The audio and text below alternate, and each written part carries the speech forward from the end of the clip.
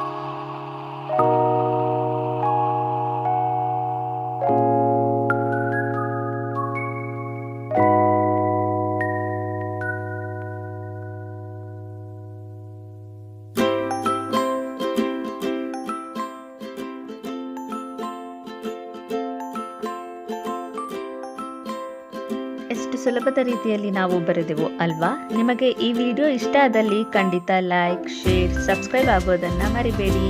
ಧನ್ಯವಾದಗಳು.